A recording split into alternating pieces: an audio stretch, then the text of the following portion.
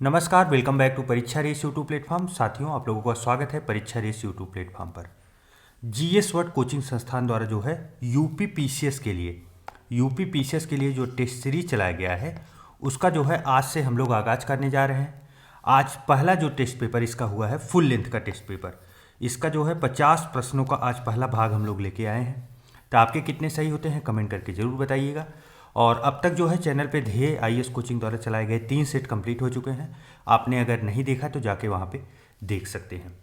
और साथ में आरओ और बीओ की तैयारी करने वाले छात्र भी इसे बहुत ध्यान से देखें। चलिए शुरू करते हैं। आज का पहला प्रश्न है, वर्तमान में प्राथमिक क्षेत्र में रोजगार सृजन का प्रतिशत कितना है? प्राथमिक क्षेत्र से आप लोग वाकिफ भी होंगे। प्राथमिक क्षेत्र अर्थात एग्रीकल्चर का क्षेत्र हुआ या तो खनन या खदानों का क्षेत्र हुआ, तो ऐसे क्षेत्रों को प्राथमिक क्षेत्र कहते हैं। पूछा जा रहा है कि इसमें कितने प्रतिशत जनसंख्या जो है निर्भर है, अर्थात कितना रोजगार यहाँ पे सृजन हो रहा है। तो बताइए कितना होगा, 40, 46, 55 या 58? तो टोटल इसका जो सही जवाब होगा 58%। सही जवाब ऑप्शन नंबर डी। चलिए नेक्स्ट है, गुटेनबर्ग असंबद्धता जो है किन्हें अलग करती है? गुटेनबर्ग असंबद्धता जो है किसे किसे अलग करती है? ऊपरी क्रस्ट और निचली क्रस्ट को, निचला क्रस्ट और मेंटल को, आंतरिक अंतरम और बाह्य अंतरम को, या फिर बाह्य अंतरम और मेंटल को? तो किसे अलग करेगी? देखिए, गुटेनबर्ग असंबद्धता जो है यह बाह्य अंतरम और मेंटल को जो है वो अलग करती है। चलिए नेक्स्ट है, पृथ्वी का औसत घनत्व कितना पाया जाता है? औसत घनत्व जो है कितना होता है पृथ्वी का? बताइए। देखिए, ये बहुत महत्वपूर्ण फैक्ट है। फैक्ट के रूप में आप लोग इसे याद भी रखिए।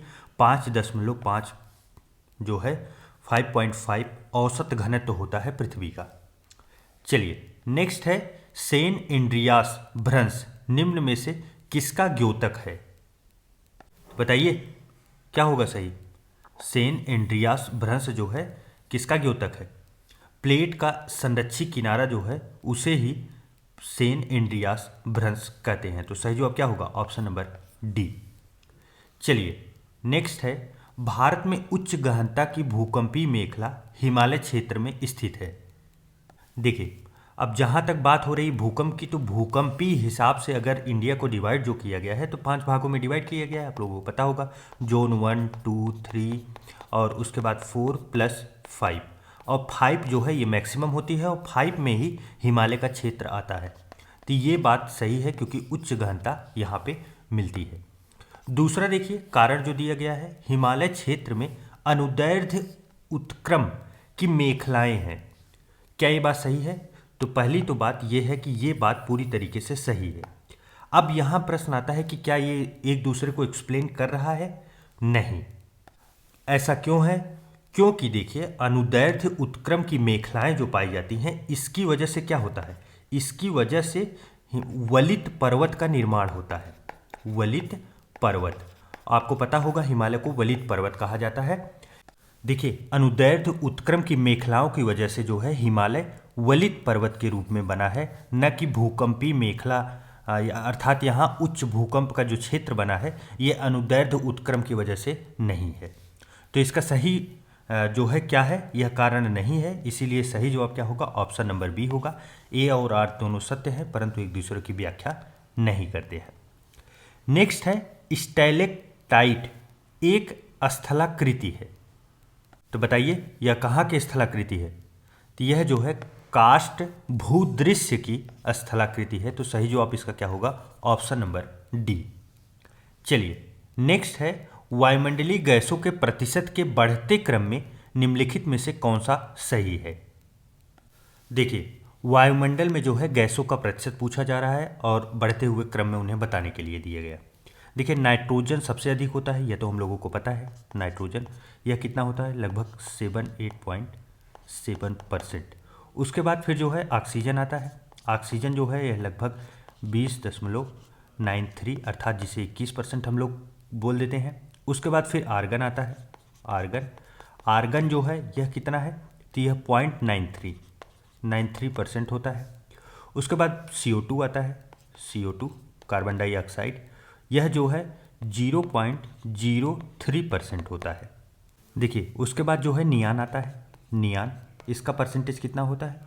तो यह 0.0018% होता है। उसके बाद फिर हीलियम, हीलियम की बात करें, हीलियम जो है वह 0.0005%, 3 जीरो रहता है। उसके बाद फिर हाइड्रोजन, हाइड्रोजन की अगर बात की जाए तो पॉइंट के बाद जो है 4 जीरो होता है, उसके बाद 5 होता है। और उसके बाद अगर जेनॉन की बात करें, जिसे XE से निरूपित करते हैं, इसमें जो है टोटल 5 जीरो होते हैं, उसके बाद 9 होता है पॉइंट के बाद। तो इस हिसाब से देखें तो ये क्रम से लगाया भी गया है। बढ़ते हुए क्रम में हम लोगों को बताना भी है। तो देखिए बी वाला ऑप्शन देखिए, सबसे कम जीनॉन, फिर उसके बाद हीलियम, फिर उसके बाद CO2, फिर आर्गन। तो सही कूट क्या बनेगा? हम लोगों का सही जवाब बनेगा ऑप्शन नंबर बी। चलिए नेक्स्ट है ग्रीन हाउस प्रभाव। ग्रीन हाउस प्रभाव का प्रथम बार विवरण दिया गया था कौन से वैज्ञानिक के द्वारा? ग्रीन हाउस प्रभाव जोसेफ फेरियर के द्वारा दिया गया था। तो सही जवाब क्या बनेगा? Option number C. चलिए नेक्स्ट है निम्नलिखित में से कौन वायुमंडल की परतों का सही अनुक्रम है? बताइए सही अनुक्रम से परतें किस में लगी हैं?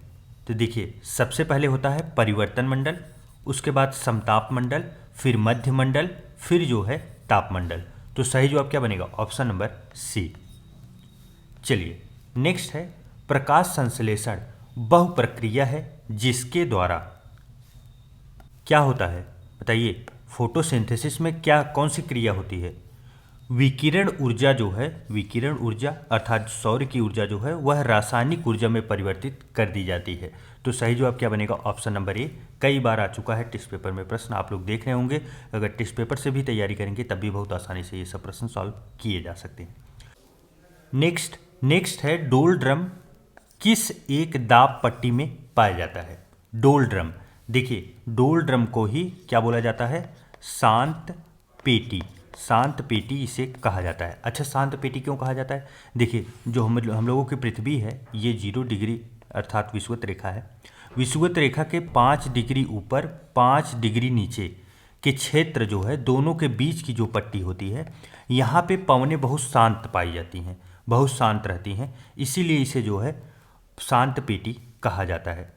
तो इसका सही जवाब क्या बनेगा? विषुवत रेखा के निम्न दाब का जो क्षेत्र होता है उसे कहा जाता है डोल ड्रम। चलिए निम्न में से कौन सा कथन जो है सत्य नहीं है? तो गलत कौन सा है हम लोगों को बताना है। तो पहला देखिए महाद्वीपीय मग्न तट महाद्वीप का डूबा हुआ विस्तार होता है। तो क्या ये बात सही है? हाँ यह पूरी तरीके से सही है।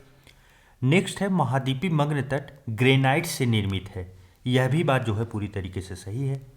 नेक्स्ट है महाद्वीप मग्न तट महाद्वीप का एक भाग है। यह भी सही है। सबसे अधिक विस्तृत महाद्वीपीय मग्न तट अटलांटिक महासागर में स्थित है। क्या ये बात सही है? नहीं, यह बात जो है पूरी तरीके से गलत है। यही हम लोगों का आंसर भी होगा क्योंकि हम लोगों को असत्य कथन ढूंढना था। तो ये बताइए अटलांटिक महासागर में न स्थित होकर कहाँ पे है? आर्कटिक महासागर में है। कहाँ? आर्कटिक में। तो सही जवाब हम लोगों का ऑप्शन नंबर डी हो गया। चलिए नेक्स्ट देखते हैं। नदी का नाम दिया गया है और मुहाने पर जलाशय का नाम बताइए, मैच कराइए। पहला है ओरिनिको। ओरिनिको कहाँ है इसका मुहाना? अटलांटिक महासागर अर्थात अंध महासागर। उसके बाद फिर नाइजर जो है नाइजर गिनी की खाड़ी। और उसके बाद वोल्गा जो है कैस्पियन सागर में। और आमूर जो है प्रशांत महासागर। इस प्रकार जो हम लोगों का कूट बन रहा है वो क्या बन रहा है? 3142 ऑप्शन नंबर सी सही है। चलिए नेक्स्ट, ग्रामीण नगरी स्थानांतरण भारत के जननांकिकी विकास की सबसे महत्वपूर्ण विशेषता है। क्या ये कथन सही है? हाँ, कथन पूरी तरीके से सही है। अब आइए कारण देखते हैं। गांवों से स्थानांतरण का मुख्य कारण गरीबी है। क्या ये बात सही है? हाँ, यह भी सही है, लेकिन आप देखेंगे एक दूसरे को एक्सप्लेन नहीं कर रहा है। तो सही जवाब क्या बनेगा? ऑप्शन नंबर बी बनेगा। चलिए नेक्स्ट, शैल समूह शैल तंत्र, मैच कराइए। आर्कियन, आर्कियन शैल समूह धारवाड़, किसमें? धारवाड़ में। उसके बाद फिर पुराण, पुराण किसमें? विंध्यन। उसके बाद द्रविड़ियन, द्रविड़ियन में किसमें? आर्डोविसियन, आर्डोविसियन जो है यह द्रविड़ियन। और उसके बाद फिर आर्यन गोंडवाना। इस प्रकार हम लोग को जो कूट बनेगा वो क्या बन रहा है? 3412। सही जवाब बनेगा ऑप्शन नंबर ए।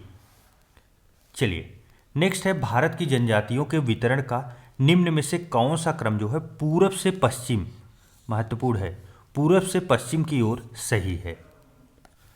तो बताइए। देखिए पूरब से पश्चिम अर्थात सबसे पहले पूरब की बताना है फिर पश्चिम। तो सबसे पूरब में कौन सा राज्य है पहले उसे देखेंगे तो आप समझ जाएंगे इससे रिलेटेड। नागा, तो देखिए नागालैंड में पाया जाता है। नागालैंड से ज़्यादा पूरब में कोई भारत का राज्य तो हो नहीं सकता, नागालैंड ही है, क्योंकि यहाँ पे जितने ऑप्शन दिए हैं उस हिसाब से तो सबसे दूर नागालैंड ही है। तो नागालैंड वाला तो ऑप्शन बन रहा है, बाकी दो नहीं बन रहे हैं, ये तो पहले से ही कट गए। उसके बाद फिर देखिए नागालैंड में नागा होता है। फिर संथाल, संथाल जनजाति कहाँ की है? यह झारखंड की है। संथाल कहाँ की? झारखंड। और गोंडवाना, गोंडवाना जो है छत्तीसगढ़ या एमपी की होती है। तो ये तो मध्य में आ रहा है, झारखंड उससे पहले आता है। उसके बाद फिर गोंड जो है फिर यहाँ पे भी देखिए एमपी। भील, लास्ट बचा है भील। भील जो है यह राजस्थान एमपी की होती है। तो राजस्थान ज़्यादा समझेंगे, क्यों? क्योंकि हम लोगों को क्रम लगाना है। तो इस प्रकार अगर देखेंगे तो आप देखिए ये नागालैंड हुआ, नागा जो हुआ, फिर झारखंड, फिर एमपी, फिर राजस्थान। तो बी ऑप्शन जो है देखिए कितना सटीक बैठ रहा है, सही है। तो सही जवाब ऑप्शन नंबर बी होगा। चलिए नेक्स्ट, निम्नलिखित में से कौन सा सही सुमेलित नहीं है? देखिए पहला है विशाखापत्तनम जहाज निर्माण के लिए, क्या ये बात सही है? हाँ, यह पूरी तरीके से सही है। पिंजौर मशीन और औजार के लिए, यह भी सही है। भद्रावती लौह एवं इस्पात के लिए, यह भी सही है। टीटागढ़ रेलवे उपकरण, क्या ये बात सही है? जी नहीं, यही जो है गलत है। टीटागढ़ है कहाँ पे? टीटागढ़ देखिए वेस्ट बंगाल में है, वेस्ट बंगाल में है। यह रेलवे उपकरण के लिए नहीं, न होके किसके लिए है? कागज उद्योग के लिए, कागज उद्योग के लिए। तो सही जवाब क्या बनेगा? Option number D. नेक्स्ट है, भारत शासन अधिनियम 1919 के संदर्भ में निम्नलिखित कथनों पर विचार कीजिए। पहला कथन है उस समय वायसराय मॉन्टेग्यू थे, क्या यह बात सही है? नहीं, यह गलत है, क्योंकि वायसराय जो थे वो चेम्सफोर्ड थे, चेम्सफोर्ड। तो यह तो गलत हो गया। दूसरा है इस अधिनियम के तहत लंदन में भारत के उच्चायुक्त के कार्यालय का सृजन किया गया, तो यह बात पूरी तरीके से सही है। तो इसमें पूछा क्या जा रहा है? सही नहीं है कौन सा कथन? तो पहला जो है वो सही नहीं है। तो सही जवाब क्या होगा? Option number A. चलिए नेक्स्ट है, सूचियां दी गई है और पंचायती राज से रिलेटेड सूचियां हैं, उन्हें मैच कराना है। बलवंत राय मेहता, तो बताइए बलवंत राय मेहता समिति किसके लिए है? बलवंत राय मेहता त्रिस्तरीय, क्या होगा? त्रिस्तरीय, ए का 2। उसके बाद बी अशोक मेहता, अशोक मेहता जो है ये द्विस्तरीय था, दूसरे में 1 होगा। उसके बाद LM सिंधवी, यह स्थानीय स्वशासन पद्धति के लिए जो है जाने जाते हैं, तो सी का जो है 4 होगा। और डी जो है GVK राव जो है प्रतिनिधित्व के तरीकों में सुधार के लिए, अर्थात 3 होगा। 2143 सही जवाब क्या बनना है हम लोगों का? Option number C. चलिए नेक्स्ट, सभी व्यक्ति पूर्णतः और समान रूप से मानव है, यह सिद्धांत जाना जाता है। तो बताइए इस सिद्धांत को किस रूप में जाना जाता है? सार्वभौमिकता के सिद्धांत के रूप में जाना जाता है। तो सही जवाब क्या बनेगा? Option number A. चलिए नेक्स्ट है, निम्नलिखित में से किस वाद में उच्चतम न्यायालय ने धारणा प्रस्तुत की कि उद्देशिका जो है वह संविधान का भाग है? तो बताइए कौन सा मामला था? वह था मुंबई बनाम यूनियन ऑफ इंडिया। सही जवाब क्या होगा? Option number D. चलिए नेक्स्ट है, राजनीतिक दल दिए गए हैं और उनके गठन का वर्ष। पहला है CPI, CPI 1920 में। उसके बाद CPM, यह कब होता है? 1964 में। CPM जो है 1964 में, अर्थात बी का 3 होगा। ए का 2, और AIADMK इसका जो है गठन कब होता है 1972 में, अर्थात 1 होगा। उसके बाद तेलुगु देशम जो है यह 1982 में, अर्थात 4 होगा। 2314 हम लोगों का सही कोड बन रहा है, अर्थात ऑप्शन नंबर ए सही है। चलिए नेक्स्ट है, निम्नलिखित कथनों पर विचार कीजिए। भारत के संविधान के संदर्भ में राज्य के नीति के निदेशक तत्व के संबंध में क्या कथन है, समझिए उनको। विधायिका के कृत्यों पर निर्बंधन करते हैं, तो बताइए निर्बंधन करते हैं, निर्बंधन मतलब उनके कृत्यों पर रोक लगाते हैं, ऐसा कुछ है नहीं, बल्कि उनको कुछ सुझाव देते हैं कि आप राज्य ऐसे चलाना है। उसके बाद है कार्यपालिका के कृत्यों का निर्बंधन करते हैं, तो ये भी गलत है। देखिए जो हम लोगों का राज्य के नीति निदेशक तत्व है, अर्थात DPSP है, यह पूरी तरह से सकारात्मक है, न कि नकारात्मक। किसी को कोई रोक नहीं लगाता, हाँ सबको सुझाव देता है, न तो किसी के ऊपर प्रेशर बना के कोई काम करवाता है। तो इसका सही जवाब क्या बनेगा, ऑप्शन नंबर डी बनेगा, क्योंकि दो के दोनों गलत हैं। चलिए नेक्स्ट है विषय और अनुच्छेद। पहला है संसद का गठन। संसद का गठन जो है कौन से अनुच्छेद में है, तो अनुच्छेद 79 में। दूसरा है राज्यसभा की संरचना, यह जो है अनुच्छेद 80 में समाहित किया गया है। फिर लोकसभा की संरचना, यह 81 में है। और संसद के सत्र और सत्रावसान की एवं विघटन का बात जो है वो किस में की गई है, 85 में की गई है, अनुच्छेद 85 में। इस प्रकार जो हम लोगों का कूट बन रहा है, कूट के हिसाब से तो 1 2 3 4 बना है, तो सही जवाब क्या बनेगा, ऑप्शन नंबर ए। चलिए नेक्स्ट है सिविल सेवकों को जो है प्राप्त संवैधानिक संरक्षण निम्नलिखित में से किस अनुच्छेद द्वारा सुनिश्चित किया जाता है या किया गया है, तो बताइए कौन से आर्टिकल में किया गया है, आर्टिकल 311 में। सही जवाब क्या बनेगा, ऑप्शन नंबर बी। देखिए 310 जो आर्टिकल है इसमें जो है राज्य की सेवा करने वाले व्यक्तियों के पदावधि से संबंधित उपबंध किया गया है 310 में। और 312 क्या है, राज्यसभा पता है आपको, नई कोई जो है अखिल भारतीय सेवा का अगर सृजन करना चाहेगी तो वो 312 से करेगी। और 317 जो है लोक सेवा आयोग के सदस्य को हटाने के बारे में बात की गई है 317 में। लेकिन यहाँ लोक सेवकों को संवैधानिक संरक्षण की जो बात की गई है वह जो है 311 में है। आप लोग इसे याद रखिएगा, कंफ्यूज मत कीजिएगा। चलिए नेक्स्ट है राज्यपाल की स्वविवेक संबंधी शक्तियों का संबंध किस अनुच्छेदों में है। देखिए अब इस प्रश्न में आप अगर अनुच्छेद 163(1) को देखिए, अनुच्छेद 163(1), तो आर्टिकल जो है 163(1) में ये लिखा गया है कि राज्यपाल जो है, राज्यपाल स्वविवेक आधारित कार्यों के विषय में जो है मंत्रिपरिषद की सलाह मानने के लिए बाध्य नहीं है। एकदम स्पष्ट शब्दों में ये चीज़ अनुच्छेद 163(1) में लिखा गया है। तो देखिए अगर राज्यपाल जो है मानने के लिए बाध्य ही नहीं है मंत्रिपरिषद की बात, अगर जहाँ स्वविवेक की बात आती है तो उसके लिए तो आर्टिकल ये भी फ्री हो गया, क्योंकि इसमें तो लिखा ही गया है, ये भी फ्री हो गया, ये भी और ये भी। इस प्रकार क्या होगा, ऑप्शन नंबर डी, 4 के चारों जो है उसके लिए ऑप्शन खुल जाते हैं। लेकिन सिर्फ कारण यही था, क्योंकि यहाँ पे जो है किस अनुच्छेदों से संबंधित है, तो स्वविवेक की बात तो देखिए सब में आ गई, क्योंकि अगर वो कोई नहीं मानेंगे तो फिर बातें खत्म हो गई। चलिए नेक्स्ट, अंतरिक्ष यान जो चक्कर लगा रहा है उससे अगर एक सेब छोड़ा जाता है तो वह कहाँ जाके गिरेगा, तो बताइए। देखिए अगर वह चक्कर लगा रहा है और उससे अगर सेब छोड़ा जाएगा तो वह सेब भी जो है क्या करेगा, समान गति से चक्कर लगाएगा। तो सही जवाब क्या होगा, ऑप्शन नंबर बी। चलिए नेक्स्ट है कुछ आविष्कार दिए गए हैं और उसके वैज्ञानिक किसके द्वारा ये आविष्कार किए गए। पहला है रेडियम। रेडियम का खोज जो है किसने किया था, मैडम क्यूरी ने। उसके बाद है फिर पेनिसिलिन। पेनिसिलिन किसके द्वारा, फ्लेमिंग, अलेक्जेंडर फ्लेमिंग। उसके बाद फिर है एक्सरे, रांटजेन के द्वारा। किसके द्वारा, रांटजेन के द्वारा, डब्ल्यू के रांटजेन। चेचक जो है एडवर्ड जेनर के द्वारा। इस प्रकार कूट देखें तो क्या क्या बनेगा, 2143। 2143 सही जवाब ऑप्शन नंबर ए होगा। चलिए नेक्स्ट, प्रकाश तरंगों के वायु से कांच में जाने पर जो चर वेरिएबल प्रभावित होते हैं वे हैं।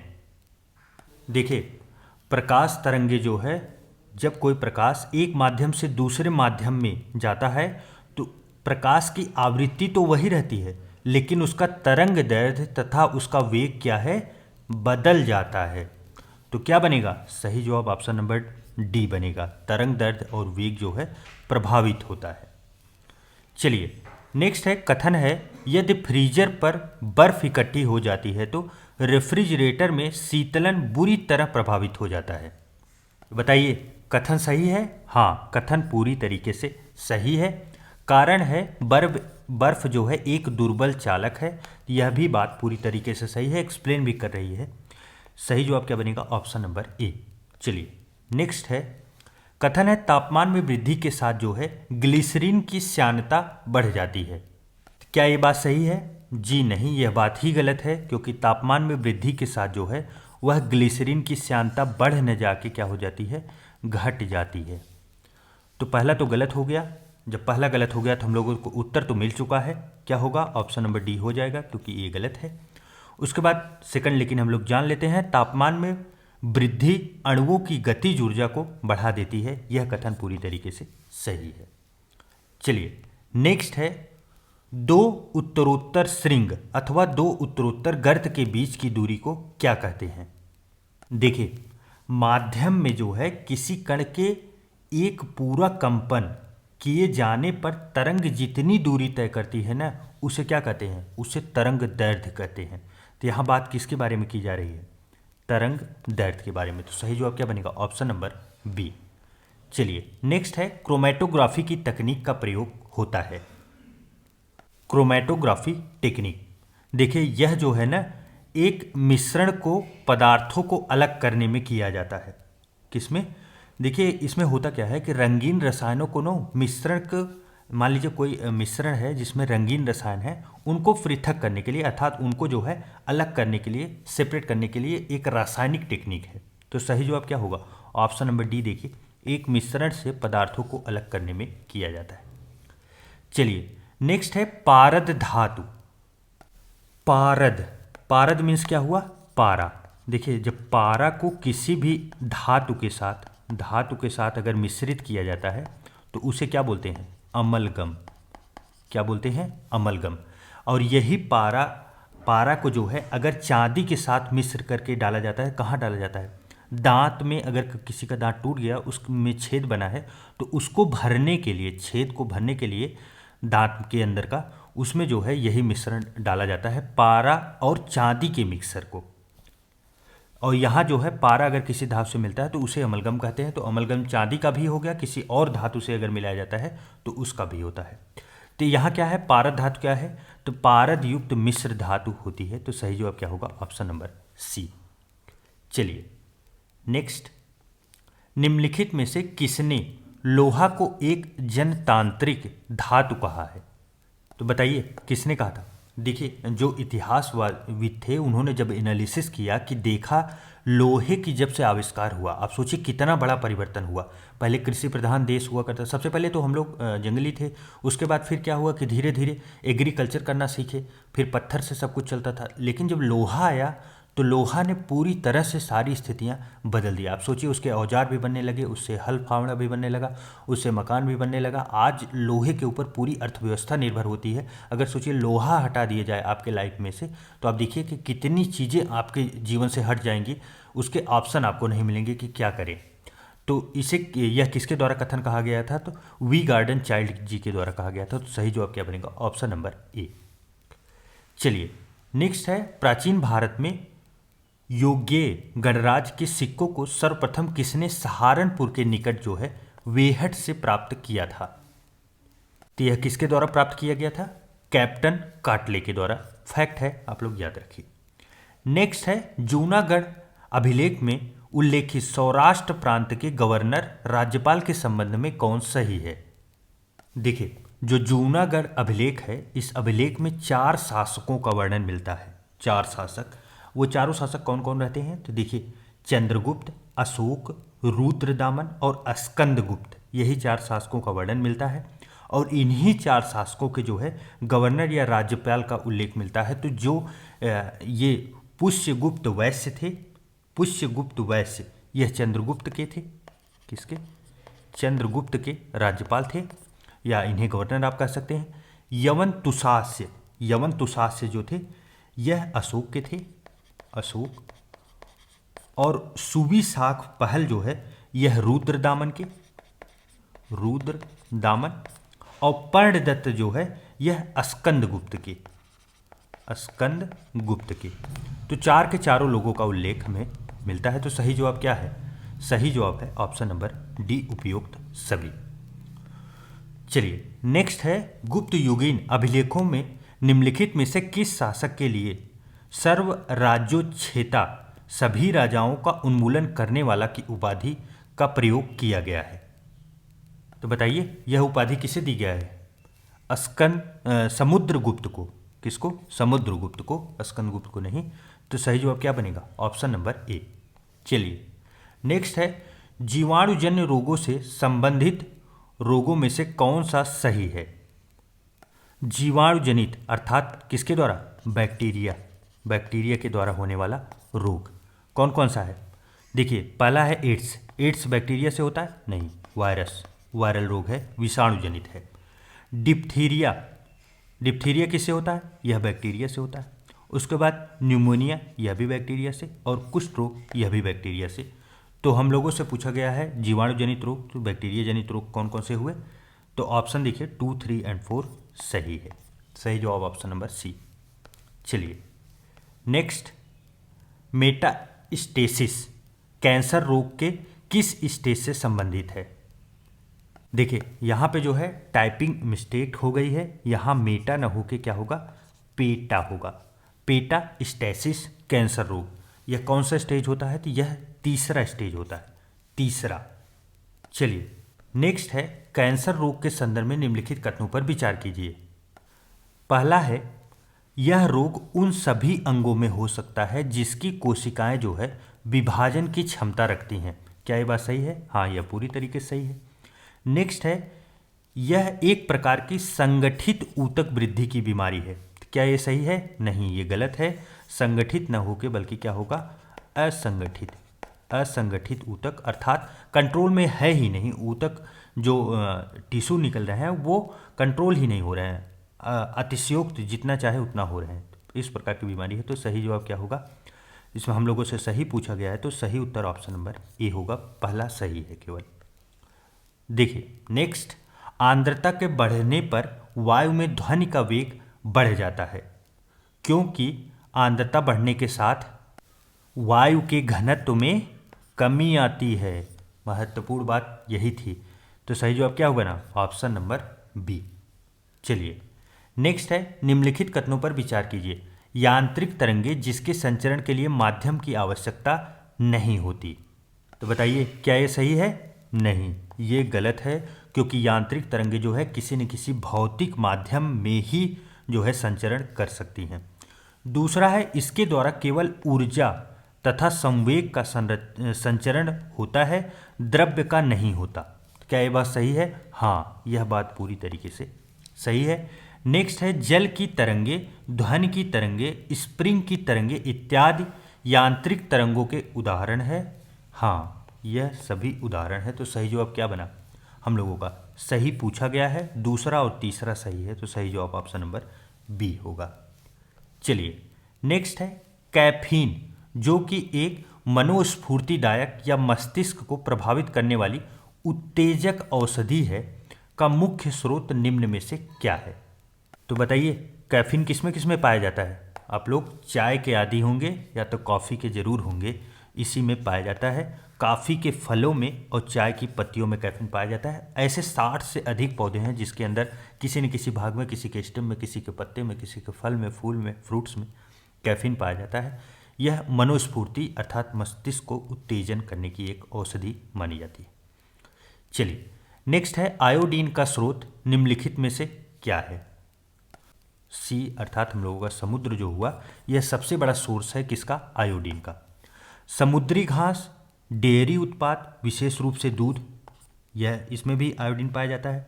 और उसके बाद समुद्री घास तथा सी फूड, तो इसमें भी पाया जाता है। तो सही जवाब क्या होगा? सही जवाब उपरोक्त सभी होगा, क्योंकि आयोडीन सब में थोड़ी न थोड़ी मात्रा आप देखेंगे जरूर से जरूर मिलेगा, जहाँ जो यहाँ पे लिस्टिंग दी गई है। लेकिन हाँ, सबसे अधिक की बात की जाए तो सी में सबसे ज़्यादा अधिक पाया जाता है। चलिए, हेपाटाइटिस बी से प्रभावित होने वाला अंग निम्नलिखित में से कौन सा है? हेपाटाइटिस बी से क्या होता है? किसी न किसी को आप जानते होंगे जो आसपास कभी न कभी हुआ था। इसमें लीवर में सूजन आ जाती है, अर्थात यकृत को प्रभावित करने वाला एक रोग है। तो सही जवाब ऑप्शन नंबर बी होगा। चलिए, नेक्स्ट है, निम्नलिखित कथनों पर विचार कीजिए। काला अजार रोग जो है यह लिथमैनिया नामक प्रोटोजोआ परजीवी के कारण होता है। यह बात जो है पूरी तरीके से सही है। सेकंड है, इस रोग का वाहक जो है बालू मक्खी है। यह बात भी पूरी तरीके से सही है। तो सही जवाब क्या बनेगा? सही जवाब बनेगा ऑप्शन नंबर सी। दो के दोनों कथन सही है। नेक्स्ट है, प्लाज्मोडियम जो कि मलेरिया रोग का कारण है, किस प्रकार का जंतु होता है? बताइए। प्लाज्मोडियम, देखिए प्लाज्मोडियम ना एक कोशिकी प्रोटोजोआ से होने वाला रोग होता है। तो इसमें क्या होता है? लाल जो रुधिराणु होते हैं अर्थात आरबीसी तथा यकृत कोशिकाओं का अंतः परजीवी यह रोग होता है, मलेरिया। तो सही जवाब ऑप्शन नंबर डी होगा, जो प्लाज्मोडियम प्रोटोजोआ के कारण होता है। चलिए, नेक्स्ट, ट्रिप्सिन नामक एंजाइम का स्राव निम्नलिखित में से किसके द्वारा किया जाता है?